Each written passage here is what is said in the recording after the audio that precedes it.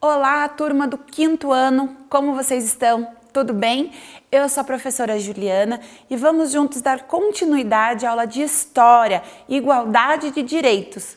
Na aula anterior, eu pedi para vocês fazerem a ficha de atividades nas páginas 119 e 120. Isso. Então vamos lá começar com a correção. Eu vou abrir aqui e vamos lá. Leitura do texto. Leia o trecho do poema abaixo. Dona Pata foi ao lago com a família nadar. Todos brincavam na água, num alegre saltitar. Até o desengonçado nadou sem afundar. Dona Pata passeava, exibindo sua cria, todos agraciavam.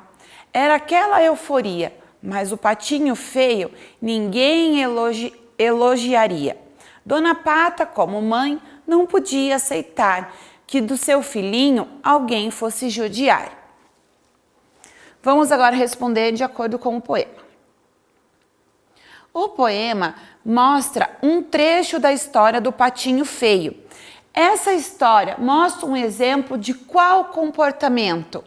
A gente pode comparar ao que a gente leu a que tipo de comportamento relacionado à nossa época da colonização que nós estávamos falando? Ao preconceito. Então, no exercício 1, vou pegar aqui uma caneta.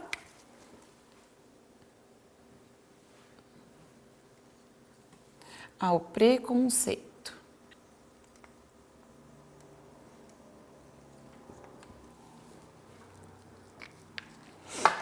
Vamos descer lá. Nós vamos agora parar. Olha lá, todos eles brincando, né? O patinho feio, obviamente, muito chateado. Número 2. Escreva um final diferente para a história contada no poema da página anterior. Isso aí você vai usar a sua criatividade, pensando em atitudes de igualdade de direitos, em atitudes não preconceituosas. E o que você faria para que tivesse um novo fim essa história? Então aí você vai usar a sua criatividade e quando você voltar às suas aulas presenciais, você vai dividir, compartilhar com os seus colegas e a sua professora. Combinado? Número 3. Agora nós vamos falar sobre as leis abolicionistas. Lembra lá que nós vimos no finalzinho na verdade era o início da página 224. Nós temos aqui a Lei Eusébio de Queiroz, Lei do Ventre Livre, Lei dos Sexagenários, Lei Áurea e Lei Afonso Arinos. Qual foi a lei aqui, a primeira? Libertou escravizados com mais de 65 anos. Aqui nós estamos falando da Lei dos Sexagenários. Então, a nossa primeira letra que nós vamos colocar ali é a letra C. Opa, exercício 3. Vou fazer aqui a ordem. Letra C, ok? Oh, tropecei em tudo aqui. Determinou o fim do tráfico de africanos escravizados. Acabou com o tráfico de escravos. Foi a Lei Eusébio de Queiroz, letra A. Sei de novo aqui no chão. Considerou crime toda ação de preconceito racial e de cor.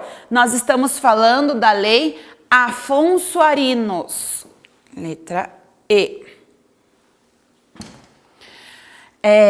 Determinou a abolição da escravidão e a libertação dos escravizados. Essa aqui foi o auge da conquista, né?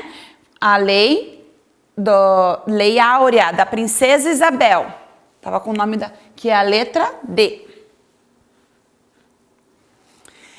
E por último aqui, libertou todas as crianças afrodescendentes nascidas de mães escravizadas. A Lei do Ventre Livre é a letra B.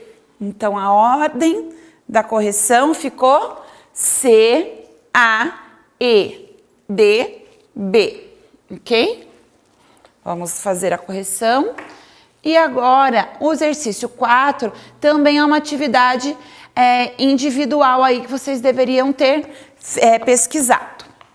No dia 20 de novembro é celebrado o Dia da Consciência Negra, que até muitas cidades, não são todas no nosso país, é considerado feriado. Escreva uma frase sobre a importância dessa data. Então, por que você considera importante comemorar o Dia da Consciência Negra?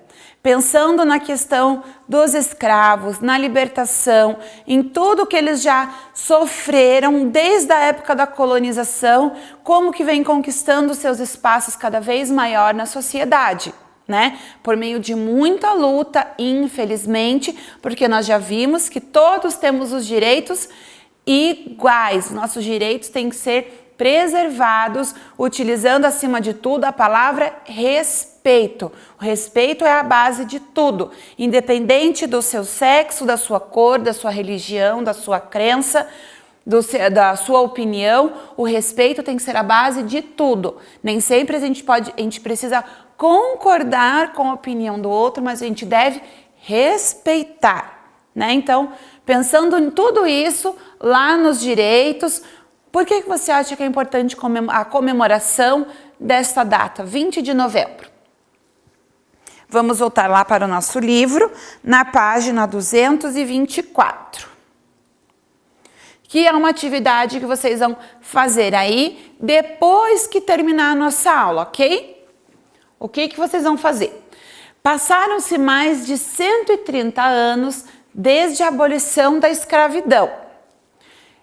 Se vocês forem pensar, não, só em quantos anos o Brasil tem, 130 anos é pouco tempo, né? Então, com o auxílio de um responsável, faça uma breve pesquisa e traga pelo menos uma notícia de jornal que indique ações de desrespeito aos direitos civis de afrodescendentes. Então, vocês vão trazer uma notícia, vão pesquisar uma reportagem que mostre a questão do preconceito, do desrespeito ao afrodescendente. E aí você vai guardar essa notícia para quando voltar às suas aulas presenciais, você ter esse material para mostrar à sua professora na escola e compartilhar e discutir com seus colegas em sala, certo? Então, vamos lá. Continuar a leitura e as explicações. Agora nós vamos falar sobre a cultura e religiosidade africana no Brasil. Nós já falamos um pouquinho, né, sobre a questão da prática religiosa deles, que era proibida, e aí que veio a questão do sincretismo religioso, que é quando uma religião acaba interferindo na outra, elas de certa forma se misturam um pouco, porque eles precisavam esconder a prática religiosa deles. Cultura e religiosidade africana no Brasil.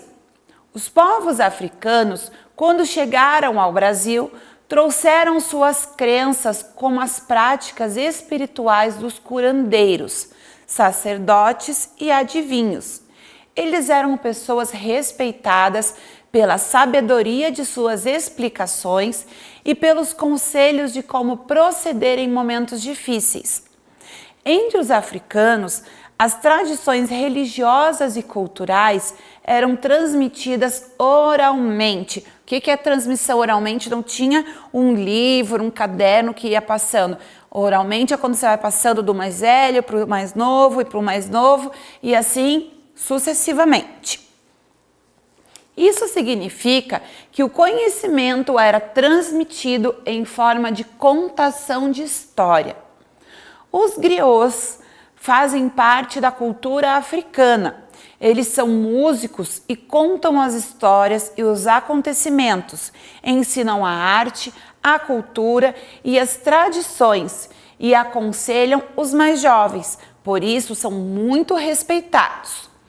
O respeito aos griots e o incentivo à preservação da cultura que representam foi uma conquista dos povos de ascendência africana que vivem no Brasil. na página 225. Vamos lá falar um pouquinho sobre a questão do sincretismo também, uma informação. Para saber mais. Para escapar à perseguição de sua religiosidade, os escravizados uniam ritos católicos aos ritos africanos, olha lá, para disfarçar e esconder, como uma forma de proteção social, que dessa forma eles não iam sofrer castigos, eles iam estar praticando a religião deles, mas não sofreriam castigo. Essa mistura de elementos de diferentes religiões chama-se sincretismo religioso. Um exemplo de como esse sincretismo se difundiu na cultura brasileira acontece no dia 2 de fevereiro, na tradicional celebração da religião católica, em louvor a Nossa Senhora dos Navegantes.